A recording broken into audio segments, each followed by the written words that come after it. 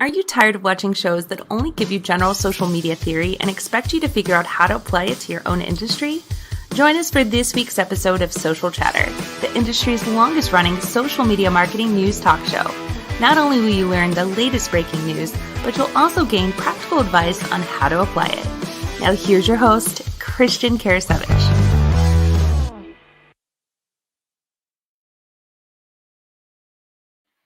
Welcome everyone to Social Chatter, your weekly social media marketing news talk show. This is, I have to check here, episode 215 with myself, Phil Gerbyshak, and guest Chrys. And we've got a fantastic show for you this week. Lots of news to talk about. We're going to talk a lot about Facebook. We've got some LinkedIn updates, some Pinterest updates as well, if we get time. And then we're going to talk about some fantastic new tools and actually have Chrys share some messenger tips. So if you're using like chatbots, things like that, or interested in chatbots, this is definitely a show you want to stick around for. For those of you watching on our Facebook page, facebook.com/socialchefs, thanks a lot for watching there. Do us a favor, again, hit the share button. If you have friends you want to bring on, or just tag them in the comments by typing the @ and entering their name. And also if you're over on YouTube, youtube.com/socialchefs, we're also broadcasting there as well. But I am looking forward to this week's show. So I'm going to bring on Phil, do a couple things backstage, and we're going to kick things off. So Phil, how are you doing this week? What's up, Christian? Another great week, man. I'm super jacked to be here. It is good to see you, my friend. You too, man. Definitely. So who do we have this week on the show? Who's our guest? Yeah, so this week we've got Chrys. Chrys is fantastic, knows more about messenger bots than I'll ever even dream of knowing. So Chrys works with high-ticket service-based businesses looking to get more leads, more return customers, offer faster customer support, and then get this, sell products and services on autopilot. So this is really interesting.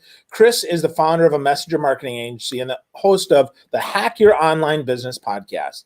Chrys is a speaker and trainer, spoken at conferences like Social Media Day Houston, and funny enough, was the kid that sold football cards in school, the teenager that ran a small t-shirt printing business, the adult that started 2 startups, and now working with these high-ticket service professionals. So super excited to talk to Chrys, to learn some insights. What's up, Chrys? How's it going, guys?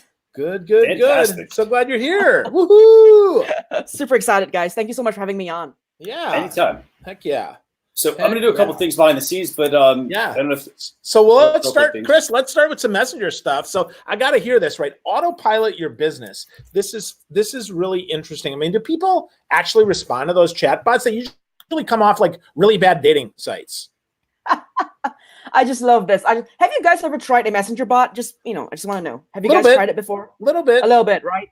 So it's, the funny thing is actually the engagement rate on messenger bots, whether that's on Facebook, it's way, way higher than it is on any other marketing channel right now. So, and I think the reason why is because it's so intuitive, right? Like you're so used to sending messages, you're so used to replying, you're so used to doing like taking an action. Whereas like on email, it's just like, okay, I read it and I either save it or I trash it. Right? I don't ever reply to those emails, right? Whereas, with a bot on Messenger, it's just like, okay, so they're asking me a question, like I'm gonna hit this button, I'm gonna hit that button, I'm gonna say yes, I'm gonna say no, right? So intuitive. And so I think that's the whole charm about a messenger bot. It really is so intuitive. You're really talking to them in a marketing channel that, they're just so used to just replying. I think that's why it's amazing. Yeah, and I mean, the question, I think you made some really good points there, though, that folks need to hear, and that is the yes-no nature of it. We're not trying to start a conversation here. We're trying to provide information for people that are likely already interested in the product or service that we have. This is not, or is it cold traffic, Chrys? Did I misunderstand you? No, it can be cold traffic, it can be warm traffic. So here's the thing, right? You can run Facebook ads to your bot and get them to go through, that's cold traffic coming in. Well, you can also, run your, send your email subscribers, the people who already know, like, and trust you to your bot as well. So the bot can actually be used for multiple purposes, not just for customer service, not just for lead generation. It can be used for, just warming up the audience, getting them through the bot, going through a quiz inside the bot, going through a contest inside the bot, going through a survey. There's so many things you can do with a bot. It's really just mind blowing. A lot of people have this misconception that it's just meant for either customer service or blasting out news and blasting out promos, and that's absolutely not true. So there's a lot of things you can do. Interesting. I like the idea of a quiz. I think that's a great way to learn more as well as to interact more. Absolutely. And certainly can be automated, because then, we can figure out where the end of that quiz is, right? An answer, maybe an aggregate, and now provide them with a different landing page or different information based on how they answer. So that's really smart, Chrys. Any don'ts, any big gotchas that we want to make sure we don't do with bots before we get started? Yeah, I think you should not be a spammy marketer. I think that's like the number one thing. I just love how we all just, like, us marketers, sometimes we just destroy the marketing channel just because we just don't take enough time to learn the rules and regulations and learn what's best for the customers. Do they really, really want to receive a message from you every single day talking about the same damn t-shirt? No, they don't. Or the same damn course? They don't, right? So you just got to put yourself in the shoes of your customer and ask yourself, like, do they really want to be spammed? And of course, Facebook being Facebook, they do have rules and regulations to kind of keep things in check. So if you decide to go against, Facebook's terms of services, then you will run the risk of getting yourself banned on Facebook. So just got to remember that. I mean, there are a lot of things you can do. So just understand the strategy, understand the marketing channel. This is not email marketing. The way we talk to our customers on a bot is not the same as, the way we would talk to someone on, email. So just kind of learn these nuances and you'll be fine. Awesome. Fantastic. And I would say this, by the way, Phil, I'd say this about bots. I mean, so Chrys asked the question, have we used bots or do we use them? And I would say, yes, I use them. I will say this, there's a lot of, there are some very good ones. I've even come across some well-known companies. I'm not going to name who these companies are. They spam the heck out of me. I mean, I signed up for their messenger bot just to start, and I've probably gotten 50 to 100 messages from them probably now. And it's just constant, it's very irritating. And so to me, that's a huge turnoff, and so, like, just because somebody gives you an email address or somebody allows you to tap into them, via the messenger bots, it does not give you have to keep this in mind as a business owner. It does not give you permission to just, like, spam the heck out of them and just send them a whole bunch of stuff.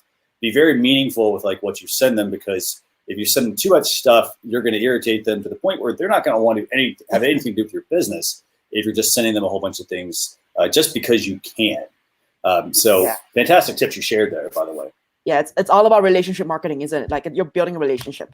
Yep. Yeah, and it's so funny, right? That's just like any other channel. It's just done a little bit differently. So that's good stuff. Chrys, we're going to come back to you and ask you some more stuff about the bots probably at the end. But Christian, let's get this party started. Let's do it. Yes, and happy Halloween, everyone. It's Halloween today. So if you celebrate Halloween, happy Halloween. So, Phil, where do we want to start? Oh my gosh, so many good places we could start, but let's start with a little bit of Facebook. So, Christian, let's talk about, Facebook and you want to do the responsive ads or the news tab? Which one? Let's talk about the responsive ads, actually. Let's do that, and then we'll move into some other topics. Awesome. Let's do that one. So cool. So advertisers now can create several versions of the ad copy with headline and description right at the ad level. So you can almost A/B test now before you even A/B test, which is really fantastic, right? Multiple text optimization is really fantastic. This means when you pay for your ads, you should pay for multiple versions of this ad right away out of the gate so that you can see what works, what doesn't, and swap stuff out much faster than, oh boy, I got to wait 90 impressions, 200 impressions, 500 impressions, real-time optimization. So, Chrys, I know you're mostly Messenger, but are you going to play with this? I definitely am going to play with this. And I think it's great because I think it really helps people as well who are just getting into the Facebook ads game, right? So they're new to it. They might not have the knowledge that, a Facebook ad marketer would understand about all these testing. So this is going to be so much better for those who are just starting to get into the game and they're trying it out and they're like, oh, this is a great feature for them. Awesome. Christian, what about you, buddy? I will say this is a very useful feature. I think the one thing we want to make sure that we let viewers know, and that's the fact that these ads, they're called Facebook responsive ads. They're a feature that Google also has launched. They launched that last year. And it might also be called multiple text optimization. That's basically what Facebook calls it. But they are different than running an A/B split test. These are applying to the headlines, the description of your ads. There are ways for you to put multiple pieces of text into your ad and, basically have AI figure out what actually works best for your viewers and people who are seeing your ads. Where they differ from the A/B split test side, and those are geared more towards hey, I want to run 2 different ads with a different image, for example, or a different placement or things like that. So this feature is mainly geared towards the text and the link side of things. For now. Now, right? That's the cool thing, right? Facebook always rolls out the easiest version first and then iterates to make it even better second. Yeah. So this is big news, folks. Get ready to write some headlines, to write some text, and to rock some socks, because this has great opportunity for you if you are advertising on Facebook. And you should be. I would say this as a business, the other thing you have to keep in mind with having Facebook responsive ads, basically, is the fact that it's just like social media. There's no silver bullet, no one technique that you're going to do or that you're going to implement that is going to make your business run. What works for one business does not necessarily work for another one. So, if you see ads that you like, maybe take a screenshot, save that ad, maybe in a folder on your desktop, and then that way you can go back when you're getting ready to run your ads and run a variation of that ad if you find some text that you really like. Absolutely. Great point. So cool. So Chrys, any last thoughts on this before we move on to the next topic? No, I'm just really excited to try it out. I Facebook always, release new stuff, and I really want to try it out and see if it works great or not. Awesome. So by the way, Phil, as we transition to the next topic, the other thing to keep in mind with this, by the way, is that it's rolling out over the next several weeks within Facebook Ads Manager. So if you go into Facebook, to run your ads and you don't see this, don't worry, it will be rolling out very soon. Yeah, coming soon, right? That's always the great reminder for all of this goodness is Facebook slow rolls this out. We try to get ahead of it for you to make sure that you can use this, prepare yourself, get your business ready to do some better Facebook marketing, to do some better marketing in general. So great point, Christian. Great point. So cool. So pull up the other Facebook one, bud. Let's stay on Facebook for now. Yeah, so let's talk Facebook. So let's talk about this new news tab here. Yeah. So what do we have going on here, by the way? So this is interesting, right? The company is paying publishers for their work. And so that means instead of us having to buy a subscription to the Wall Street Journal, now potentially we can get that right on Facebook, and Facebook is paying them, which basically the goal then is that Facebook then is going to put advertising in, because we know that, companies, news sources, whatever, are typically they're trying to drive you off the platform for their own advertising. Now Facebook's going to pay you for it, basically making some arbitrage here and saying in the aggregate, I probably have more ads than I can do. So Facebook really just wants another place to do this. But my guess is they're going to roll a news tab out for all blogs. So we're eventually going to see anything with an RSS feed. I would guess you're going to be able to add an RSS feed, and potentially, if you get enough people to subscribe, you might be able to monetize it too as a business. So I don't know. Chrys, what do you think about this?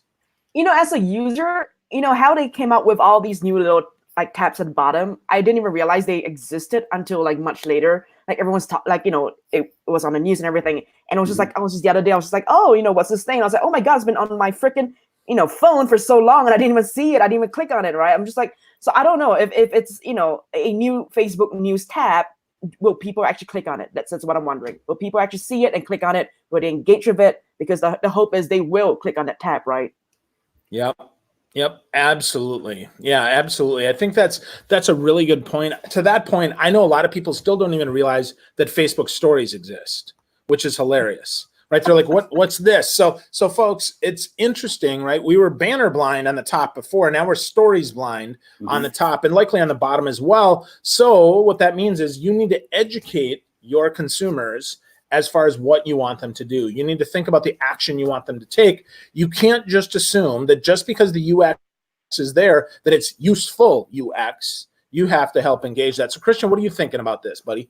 I think for starters, I look at it and say hey, who is actually going to use this? Are people going to go to Facebook and trust that Facebook is the news source? They're providing a very reliable service because, for example, right now they're doing, the Wall Street Journal, USA Today, and BuzzFeed. Those are their main sources among a few others. So I don't know how many people are actually going to go use this. And then to Chris's point, they might not even know it's there because, with Facebook, they add so many new features that they kind of do get buried after a while. Now, the other flip side of this is, the one thing they have going for them is Apple has Apple News, their news service, so we've got other companies also doing the same thing. In this case, Facebook's offering it for free. Apple's rolling out as a service that people have to pay for. So I think that, again, if you can get your site in the news section, I think it's good for you because also then the customer who is viewing this, they can actually go in and personalize it to their liking. So they can remove certain subjects, they can remove certain sites. So it becomes, just the content they normally want to read.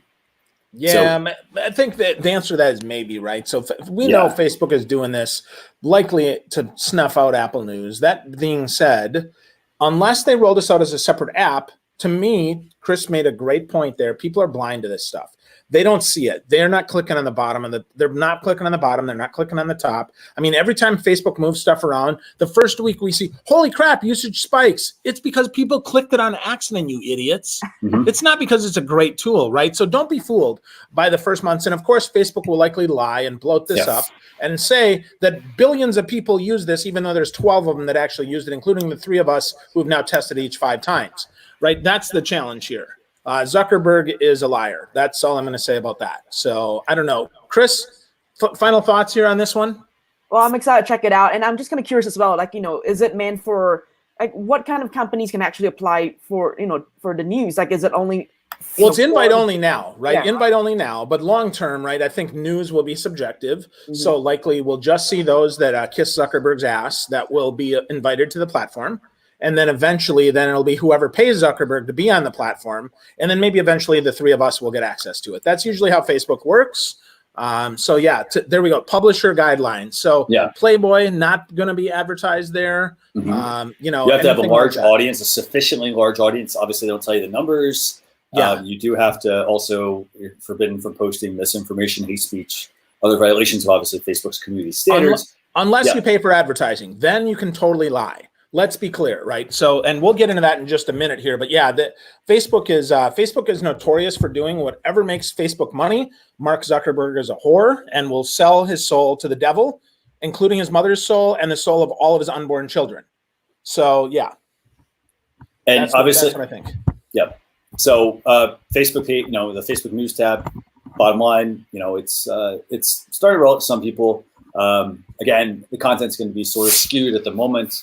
Until people jump on to pay for it, until Facebook starts to pay for some of those companies. By the way, the one good thing, I guess, is this is a win for like the Wall Street Journal.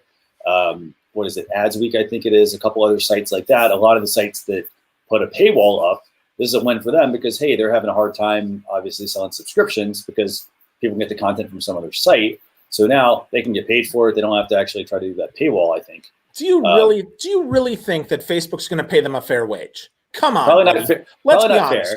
But it's not even close, right? So So instead of getting 12 cents for their clicks, now they're going to get 3, but they're going to get 3. So now they're only going to lose 3 cents on the dollar instead of 12 cents. Come on, no, I don't think this is a win for anybody but for Facebook, and I think it's fascinating. Any company that is willing to sell their soul to give Facebook access, I got to tell you, if I was a newspaper, there's not a chance Facebook would get it. I would stick with my community and focus on better writing and better content and better journalism. Frankly, the New York Times is doing just fine. The Washington Post is doing just fine. It's better quality, not better distribution through free channels. Right. And to that point that you just said there, the other thing is, having it's news, for example, so having other things that are going to keep your audience engaged coming back to your site, you can make it happen if you build a community. And I think, Chrys, you said this earlier when we kicked things off. You said, it's about building relationships, and you're absolutely right. It's about building relationships with customers, not just like, hey guys, go check out my stuff, and expecting people just because I'm this big company, people are going to go check it out. If you engage with your audience, let them get to know you. For example, most news sites, they don't do that. If they make a little small switch in their business, I think they could definitely get something out of it. So, any last thoughts on this, Chrys? No, I'm good. All good? Okay, Phil, let's switch gears. Where do you want to switch? Let's switch gears. But before we do, we got a lot more to say about this, folks. If you want to make sure you catch this, make sure you go to socialchefs.com/daily. Get all the stuff that's fit to print and a lot of the stuff that isn't. We can't talk about everything every week, but we do talk about 3 or 4 topics. We talk about a couple of tools, and we have a great guest every single week. And Christian spaces this out so you can get the best, most actionable stuff. Again, it's at socialchefs.com/daily. Really good stuff there. It comes out. It's actionable stuff. check it out every single day. So where are we going to go? Well, let's go to LinkedIn, and then we're going to close with Twitter, because I think the Twitter conversation now that, especially now that something came out last night, I'm going to bring up in the Twitter conversation. So with LinkedIn, right, they introduced this complete guide for their marketing partners, which I think is really, really fantastic. This allows you to connect your company with a good partner to reach the objectives that you have. Now, this is interesting, right? Today, 1 in 5 marketers on LinkedIn work with a partner to execute on their marketing strategy, including all of their top 50 advertisers. So lots of stuff in here, lots of different ways to make this work. Reid Hoffman says, no matter how brilliant your mind or strategy, if you're playing a solo game, you'll always lose out to a team. So Chrys, as someone who runs an agency, as someone who has this insight, what do you think about LinkedIn rolling out their guide to marketing partners? I just love it. Because so when you guys sent over the link and I had a chance to check it out, I was like, finally, damn, we've been using LinkedIn for a while now. And, it's so awesome when they realize that we need, some kind of resource to really just kind of blow up, on LinkedIn and get, just get better at LinkedIn. So I'm really excited with this resource that they've created. I think it's great for the community. I think it's great for businesses as well. Having this resource in hand and looking through it and getting inspired. And I think, it's just a great resource and a great initiative. Awesome. Christian, did you look through this? You got it up there. This is the whole guide? I've looked through a little bit of it, yeah.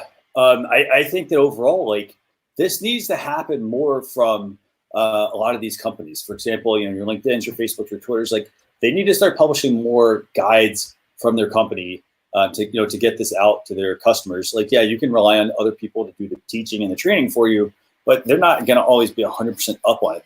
They have the information to go off of that they can read in front of them. So I like to see more of these being published, definitely. And, this is a quick guide. It's 14 pages, super easy. It's a PDF you can download, talking about the marketing partners program, the different types, so you can pick the right places, obviously community management, things that you already are probably aware of. But this is a very useful guide, a quick read as well. So I think that's definitely something to tap into. And also, by the way, they do a really good comparison, by the way, of the top community management partners as well, based on their functionality. And you probably know some of these. And we've talked about Hootsuite before. We talked about Buffer. We talked about Sprout Social. Obviously, if you go higher up, your Salesforce Social Studio. So definitely a useful guide to check out. And why is Agorapulse not on there? I'm surprised at that. Yeah, I mean, that's honestly, that's the only tool that I would use. That is the only tool that I use for managing my guess is likely LinkedIn. In the alphabet, they skipped right to the B's and went to Buffer. I think that's what happened there. Clearly an oversight, because Agorapulse is a great tool. Yeah, fantastic tool. So that's what we use. Yeah. So Chrys, what do you think? Any thoughts on this guide? How can people get the most from this, you think? I think if you're planning on using LinkedIn, I think you got to go check it out. And I think if you're in the marketing space, download it. It's like, it's free. It's 14 pages, right? I mean, it doesn't take you much time to go through it. No, not at all. Phil, anything else you want to say about this program, the LinkedIn Marketing Partners program? Well, my hope is that this isn't just a static guide, that this becomes a living document that continues to get updated once a quarter, once every couple quarters, right? Because here's the thing. LinkedIn is famous for putting out awesome guides that sadly die on the vine. And I'm not just picking on LinkedIn, right? A lot of these organizations do. This is a great idea. Please, LinkedIn, if you're listening to this, please make sure that you update this at least annually, hopefully more, right? As things change, I'd love to see this. In fact, I'd love to see you turn this into an infographic, because frankly, a PDF is pretty heavy, right? And I know that it's hard to keep that up. So you might want to consider making this an infographic that we can share, though. I guess if I did screenshots, I could use this as a nice slide share, right? Because it looks like it's split nicely in 50-50, except for these pages here. So that could be nice, right? I could see it on an Instagram carousel. I could see a lot of different things like this. Pull this out, put them on slides. A little text heavy though for slides, but could be helpful as an infographic. So good stuff though. Congratulations, LinkedIn. Thank you for doing what we all need. Yes, and the other part I also thought that was very valuable with this is they've broken it down by the value for a marketer and for an agency. I think that's also key, because if you're looking to tap into obviously LinkedIn, you want to make sure you're taking it from the right angle. I mean, if you're an agency, you have certain ways you want to do things. If you're just a regular marketer, you don't necessarily have the team, for example, that the agency might have. You might run things very differently because obviously you have to scale the business. So that I think is a very important part to pay attention to. But again, 14-page document, download it, put it on your phone. If you're on iOS, for example, drop it in the Files app. Put it in preview, for example, and then this way you can read it whenever you need to, whenever you have the time. So, I think you should print it out and hang it up in your bathroom stall so your whole marketing team reads it. That's my suggestion. It's a good idea, actually. Very good. It's only 14 pages. I'm serious, right? It's only 14 pages, right? Get your marketing team on the same page because if you're B2B, you need LinkedIn. Full stop. Yeah, definitely. So anything else you want to add on this LinkedIn thing or LinkedIn Marketing Partners Program, or we want to move into Twitter? Into the fun stuff. Yeah, let's move into this. Okay. So every week I slag on Jack Dorsey because I have found that Twitter stopped innovating about 1947. This week, I'm proud to say that Jack and the team have made the decision to stop all political advertising on Twitter globally. This is fantastic. Now, that being said, they did not stop politicians from being completely full of crap on the platform. They just stopped them from advertising on the platform. But I think this is a beautiful, beautiful thing. The fact that they can no longer put bullshit in front of anybody that they want to by advertising is a big stand for Twitter. And before we move into other stuff, let's stick on Twitter here. Chrys, what do you think about this? I think this is great. So not being from the US, it's sometimes it amazes me with the whole political situation in your country. And I think this is great because I think it should, like with politics, it shouldn't be about who has the most money to buy the most number of reach and views, right? I just don't think that's the way it should be. And I'm just glad that Twitter has, I just love how you said they have not innovated since 1947, but it's just a great move. I just think it's a great move, and I hope that Facebook does it as well. Yeah. What do you think, Christian?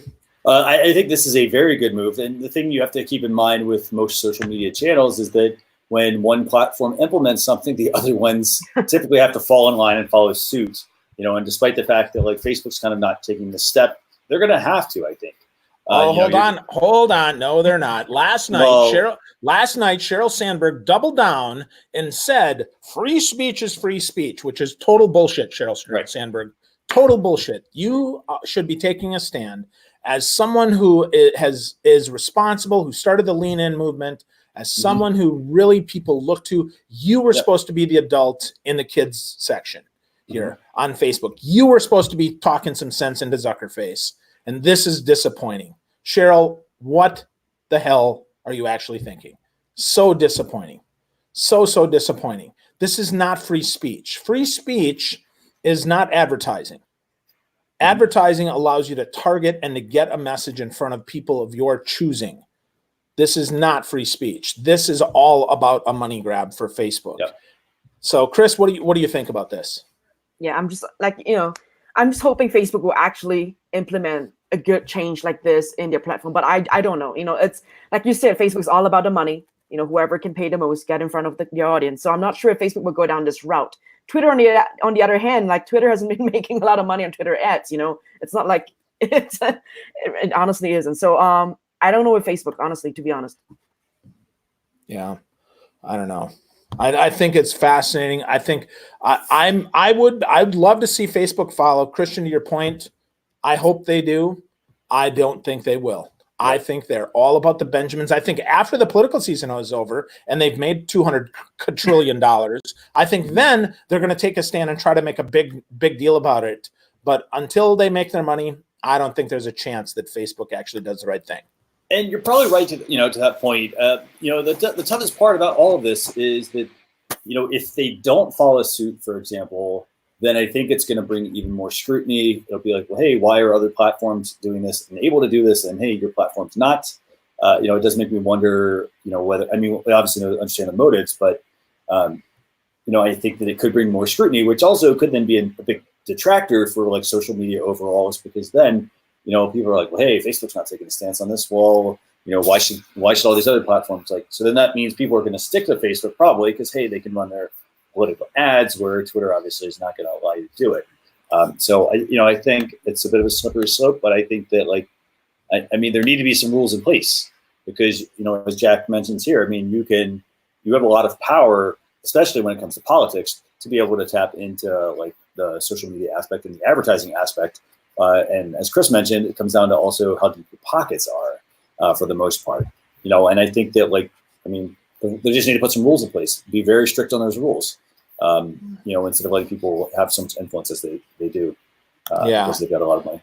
So this is to your point, slippery slope. Absolutely. Free speech, not advertising, right? You cannot lie, right? That's the interesting thing, right? You cannot lie. Full frickin' stop. And Facebook is allowing them to happen. We saw Elizabeth Warren ran a test last week that was total BS just to prove a point that Facebook will not take it down because it's not against their community standards. So whereas Google used to say, do no evil, Facebook's new mantra is, I am fucking evil and I'm going to get away with it.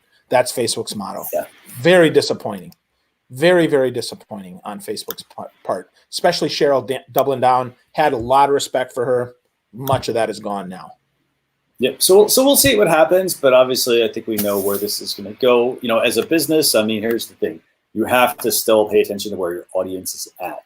So just because Twitter is banning political ads, Facebook's allowing them. If your audience, if Twitter is your platform, you need to do some things to get your audience engaged. Maybe hold things like, tweet chats, for example, they work perfectly well. I mean, but do things to where your audience wants to actually engage with your content, because obviously now you can't really run some political ads to get around that. So if you have any suggestions also, by the way, if you're, for those who are watching, drop those in the comments on the platform you're on, or send us a tweet, or connect with us on any of our social media channels at Social Chefs with your thoughts and your ideas. Yeah, absolutely. So, let us know what you think, folks. Hit us up on social media. Let us know we're all wet. Let us know that free speech means something that other than what it does. Whatever you want. We'd love to hear from you, though. Give us a shout. Hit us up. Send us an email. Tweet us. Facebook us. Instagram us. We're not TikToking much, but maybe we will. We'll see. So, dude, is it really time for tool time? It is. Yes, it is time for tool time. Actually, yes. Awesome. So hey, folks, you pull up the graphic here. Chrys, it's time to dance. Do the tool time dance. Did Christian teach you the tool time dance? It's really important. So you put your left foot in, you put your left foot out, you put your left foot in, and you shake it all about. You do the nope, that's wrong dance. Whatever it is, though, folks, it is time for tool time. This is when we talk about 2 tools that you can use to grow your business. Now, we test them out, so you don't need to. We've got all the coolest tools that you can use to grow your business. So with that, we could talk about a ton of stuff, but this week, instead, we're going to talk about 2 really good ones. So, Christian, come on back so we can see your face. Where do you want to start, actually? Let's talk. Where do you want to start? Oh, where do I want to start? That's a fantastic question. So let's start with Vidchops. Okay, Vidchops. What do we got here? Vidchops. So Vidchops is a very, very fascinating. You got pulled up. Fantastic. So Vidchops is about professional video editing. So it takes a big video and it chops it up. It slices it, dice. It's the slap chop of videos. That's what I'm saying, right? Linguine, fettuccine, martini, bikini. We've got Vidchops, right? Just call me Vince Offer. So, Chrys, do you chop up your videos? Do you think that a tool like this would be something you might be able to use? So what I'm wondering right now, like, what are some of the case examples for Vidchops? Yeah, so think about it, right? So this show, for instance, every segment could be chopped up, right? We could have first topic, second topic. We could have a little bit of the tool time, right? We could do any of that, or if you're doing a one-to-one interview, you could do that. Or if you've got a big, long video, you chop it up into little pieces. So I got a little on Instagram and then some on Instagram TV, right? So, Christian, what are some other case studies? What do you think? Well, so I'd say the other thing to also keep in mind here is this tool is geared to people who they want to tap into the video marketing side of things. Everybody's saying, hey, you need to create video for your business, but they don't have the skills to actually do the video editing themselves. Basically, what they can do is they can pay Vidchops a monthly subscription service, and they will do editing on your videos. So they'll actually create the videos for you with access to royalty-free images and audio, and give you a video. And I think this saves you a ton of time. You can chop up a 30-minute video up to 30 minutes. They don't do voiceovers, they don't do animations, But I do have on screen here quite a few examples here. You'll probably see a couple of people. I think this is Brian Johnson here, maybe. Who else do we have here? I know Owen. We've had Owen Video on here as well, on the show as well. But that is what the tool does. So it's pretty slick. So let me see if I can pull up an example here. I don't know what this is going to pull up. Okay, so we've got a YouTube video. Let's play this quick little demo. So this is just a sample of something they've done.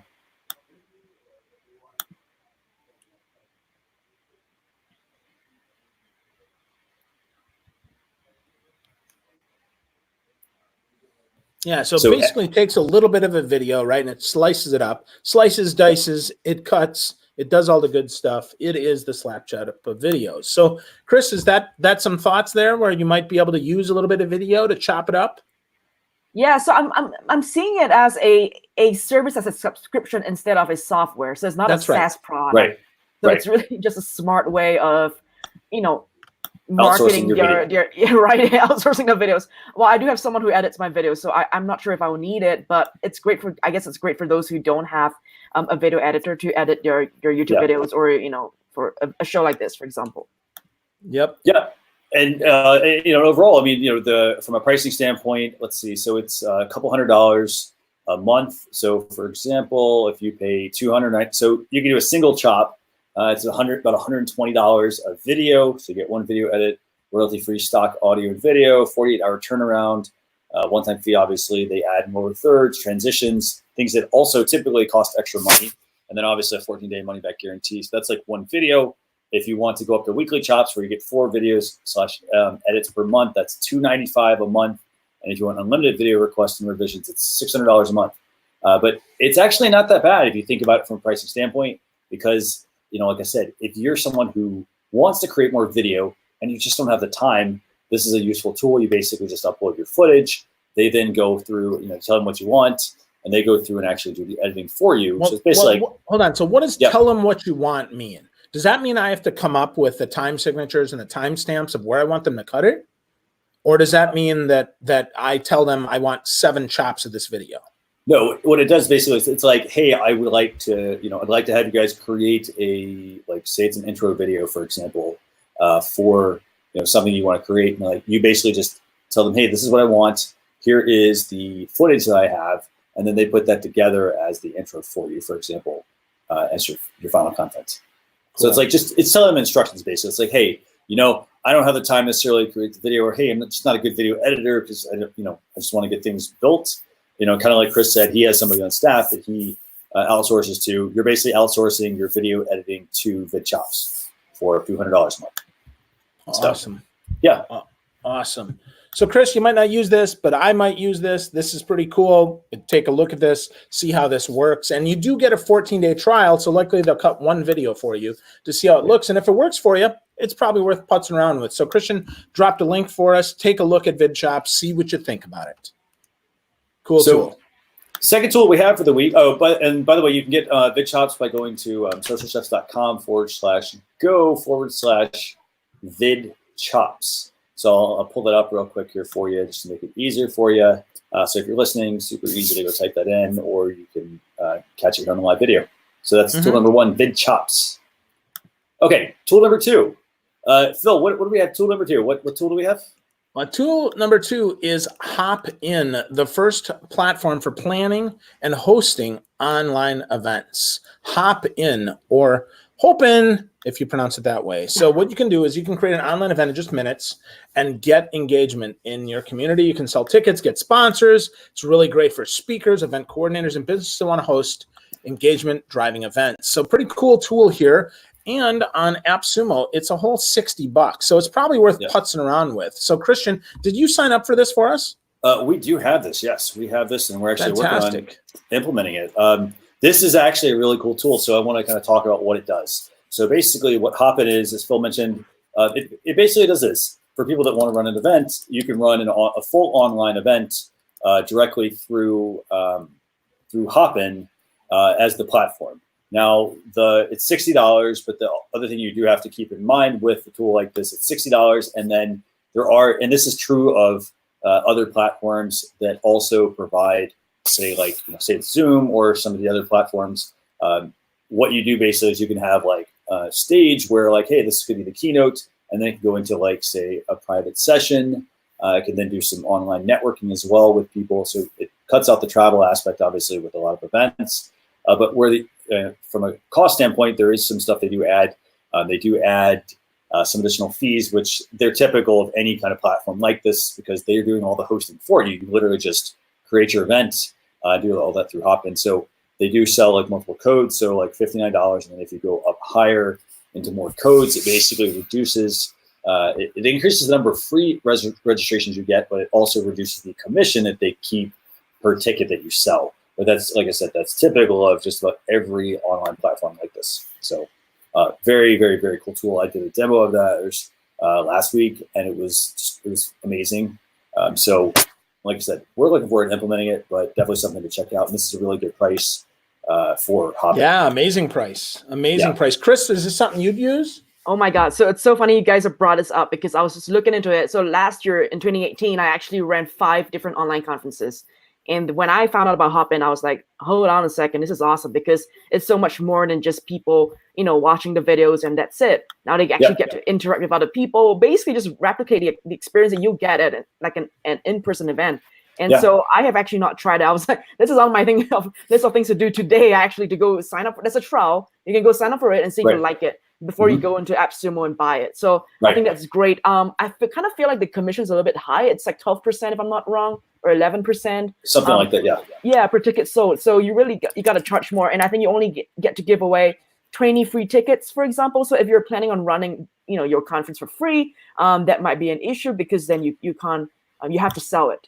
So I think that might be a problem for those who want to do the free stuff and then do the upselling of the all access pass, for example, which could also be another issue, I guess, with this platform, where if you want to do the free route and then upsell to it, like an all access pass for the conference, I'm not sure how you actually do it within the platform itself. There's a lot of stuff they're actually working on. It was a question that came up this week. But I will say, from a fee standpoint, can you download the videos, Christian? Yes, you do get download access, yes. And they're in, let's see, I think they're 720p at the moment. And again, from a pricing standpoint, like you get 25 free registrations per month. And by the way, this is per month. This is a lifetime deal. So you get 25 registrations. If you do their 10 code package, it gives you 250 free registrations. And that commission actually drops by about 5%, down to 7%. But like Chrys said, you could actually build this into your product as well.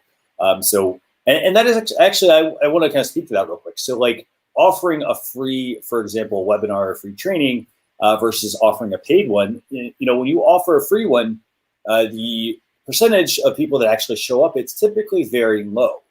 And so when you actually have people put up real money to this, it doesn't have to be a very expensive webinar that you run. You typically will have more people show up. So I think it's definitely something to check out. Like I said, something we're actually working on. So this is going to be a very good platform, I think.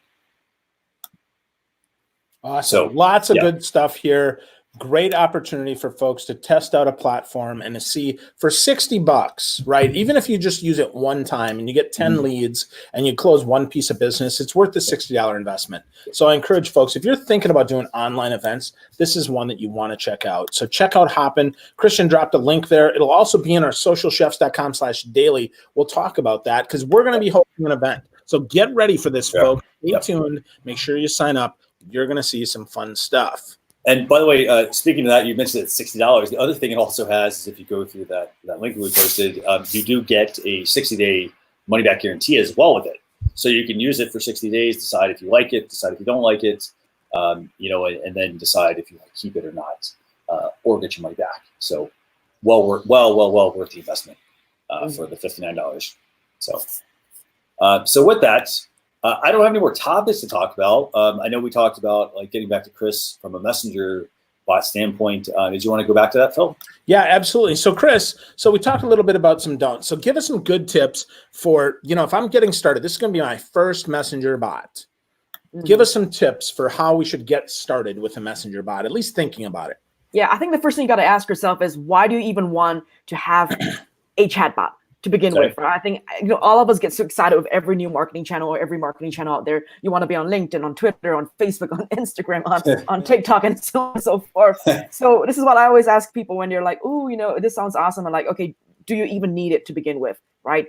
Like, so think about why are you even thinking about having a Facebook Messenger chatbot? It could be if you're struggling to convert a lot of people, on your list. So maybe you have a problem with low conversion rate, and that could be just, the fact that you might be just selling. You're not building a relationship. So we know that when you build a relationship, when you engage your audience, it will increase your conversion rate. So that could be one. If you're struggling with providing fast customer support, maybe you're a solopreneur, maybe you've got a team, but everyone's busy. So that could be one. If you want to kind of add a little bit more automation, for your business. So think about why, and then from there you kind of know what bot to begin with, building, right? So is it going to be a lead generation, lead qualification? Is it going to be a customer support bot? So what exactly you want to focus on first, right? So from there, go check out, and like I said, go check out and read up. Facebook has a great article, great page on all the terms of services. Read through them, make sure that you got them all right, and make it fun. I think this is a very fun platform. Use GIFs, use audio, use, short copy, and just try to add a little bit more, fun emojis and all that stuff. Just kind of make this more fun. So yeah, that's pretty much it. Awesome. And Christian, you got any questions about bots here, or can we share where we can find Chrys? I think overall, from a bot standpoint, I will say this: we recommend trying out ManyChat. Chrys, do you have any platform recommendations? Oh no, I'm a partner of ManyChat, so yeah, so definitely ManyChat. That's the tool or the platform that I recommend. They have a great team. They've got a great Facebook group as well. So if you guys are thinking of doing it yourself, go check out their Facebook group. I think you join the community, and not just getting all the support that you'll get with regards to the technical part, but also just seeing like the ideas that people have, and all the updates that come with this marketing channel, because Facebook is constantly updating their platform every day. We're doing this like every single week, so they've got new stuff coming in. Same for Messenger as well. So they've got new stuff. They roll out new stuff. They take away stuff and all that. So join the Facebook group. ManyChat has a Facebook group. Yeah, definitely. And kind of as y'all mentioned, you need to start with your why. Why do you need a messenger bot for your business? And then I think also, like, if you're not sure, like, hey, what kind of bots do I build? Check out other pages. For example, look at your competitors. When you go to their Facebook page, do they hit you with the Manibot?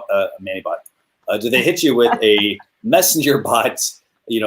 Opt-in. Like they say, hey, type whatever to sign up for our messenger bot, and then kind of like watch it how it kind of unfolds. A lot of that's built directly with these tools, and these tools you don't have to be a programmer. You don't have to be really technical. It's a fantastic tool to really test out. So with that, I want to say, big thank you, Chrys, for being a guest this week. Dropping all the messenger bot tips. For those of you, if you started watching the show, like if you're going to tap into, like, say, for example, Facebook's responsive ads feature, I want to ask you if you can leave a question or just send us, a tweet, for example, at Social Chefs, and let us know, like, how many different ad type headlines you think you're going to actually start testing.